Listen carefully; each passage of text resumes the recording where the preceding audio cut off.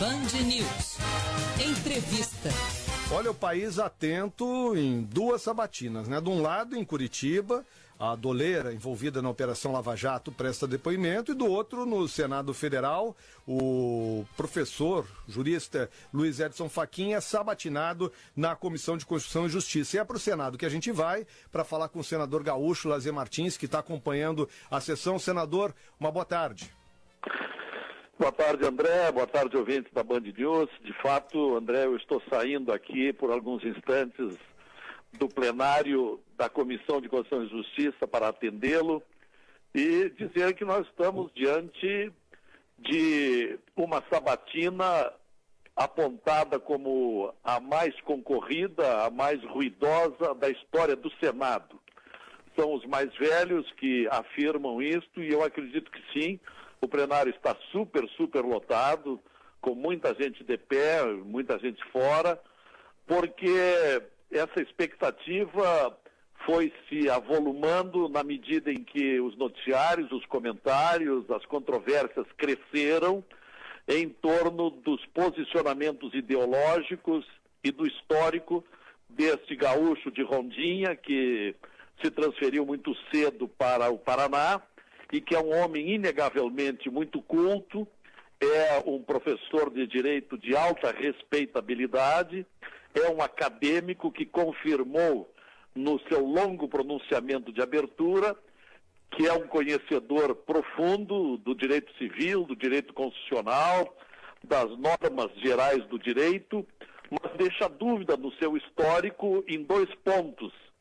Um deles motivou 1h e 40 minutos de discussão preliminar, que era aquela preliminar de conhecimento, isto é, se Luiz Edson Fachin pode ou não pode concorrer à vaga do Senado, no Supremo, quero dizer, uma vez que ele, durante certa etapa da sua vida profissional, exerceu concomitantemente o cargo de procurador do Estado do Paraná com a advocacia privada.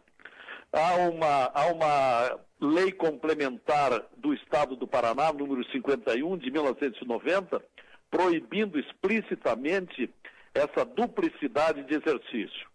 Entretanto, numa sessão passada foi arguída essa matéria, e como o governo e como os senadores mais favoráveis ao candidato são maioria, essa matéria foi vencida, mas reaberta hoje, e foi repetida no primeiro questionamento do primeiro senador que interrogou, que foi o senador Aloísio Nunes Ferreira, de São Paulo, um homem culto, um homem que também foi procurador do Estado, é aposentado, tem uma vasta história política, mas essa questão da concomitância de exercício de cargo público e privado, ela seguramente voltará em várias indagações ao longo do dia.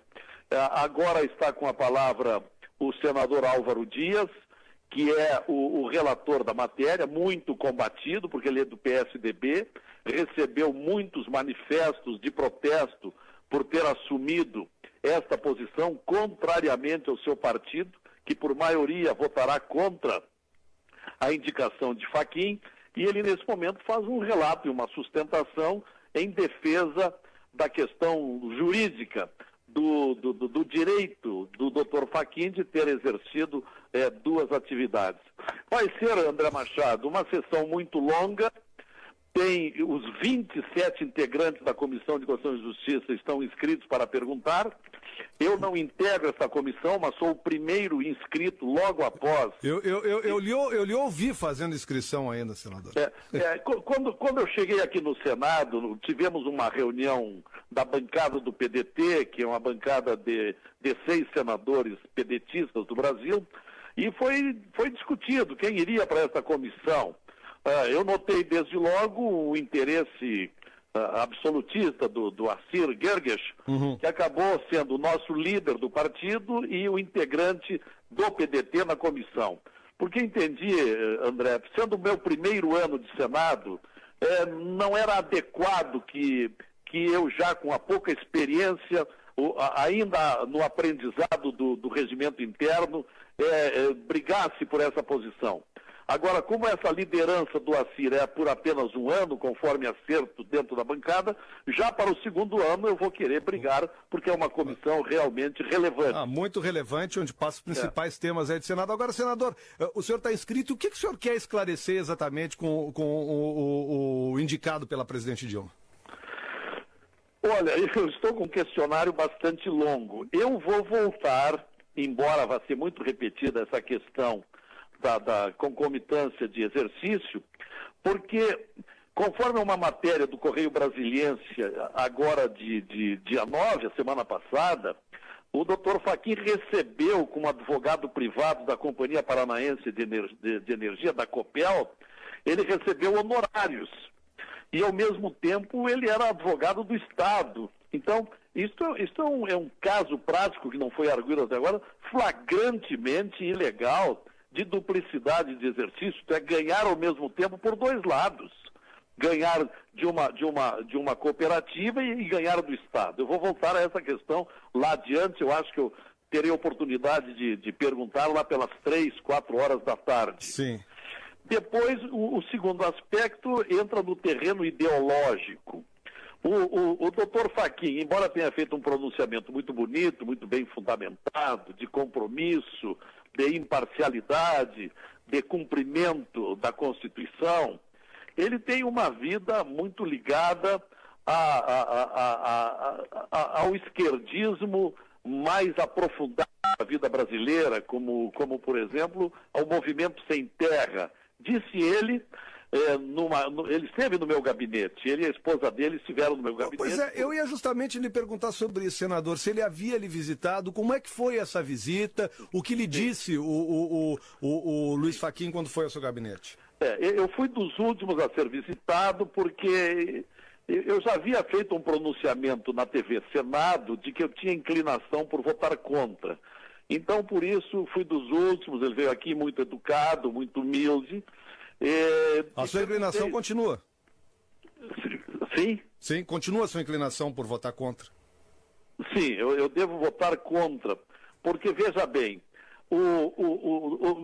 quando chegar matéria do governo Dilma, qual é o seu comportamento dele? Será que será confiável, já que ele fez campanha aberta e militante, e mais do que isso, ele votou na primeira vez em 2010 para presidente e agora continua simpático a um governo que vai mal. Ora, que segurança nós temos com o governo Dilma, que tem o apoio explícito do doutor Fachin, um governo que não consegue conter a inflação, que tem uma previsão de crescimento econômico zero ou abaixo de zero, onde o emprego está graçando e crescendo extraordinariamente pelo Brasil.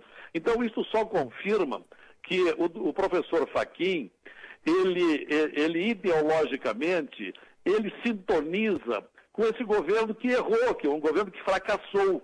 Então, isso não nos leva, não nos dá segurança nos seus julgados no Supremo Tribunal Federal. Bom, eu não vou nem lhe perguntar qual é a sua posição em relação sobre a saída do PDT do governo Dilma, né? Não, já está claro. Eu e o Regufe vivemos lutando há horas para sair. O José Regufe, senador aqui pelo Distrito Federal, e de certo modo com a concordância também do senador Cristóvão, e hoje de tarde teremos uma reunião no gabinete do senador Assir, toda a bancada do PDT, nos preparando para a reunião de sexta-feira no Rio de Janeiro, quando haveremos de definir essa questão. Eu entendo que é uma situação constrangedora essa permanência do PDT no governo. O PDT não é ouvido, não é cheirado, não é levado em conta, está num único ministério esvaziado, insignificante. A bancada do PDT na Câmara dos Deputados, que é uma bancada de 20 deputados federais, 19 votaram contra o item do seguro-desemprego na semana passada. Sim. Então nós não temos mais nada que fazer no governo federal, e sim estruturar a independência do partido, cogitar de um candidato para as próximas eleições, enfim. Bom, está caminhando já. Senador, está na linha, senador?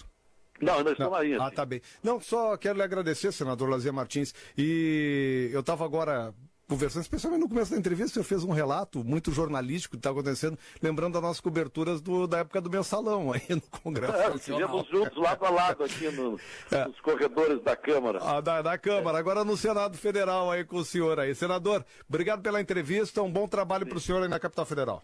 Sempre um prazer, André, um dos grandes jornalistas do meu estado, com quem eu tive orgulho de trabalhar. Um abraço a todos. Obrigado, senador Lazer Martins, senador do PDT, falando sobre a indicação de Luiz Fachin, vai votar contra, pelo menos essa é a tendência, e ainda dizendo que o PDT não tem mais nada a fazer no governo Dilma Rousseff.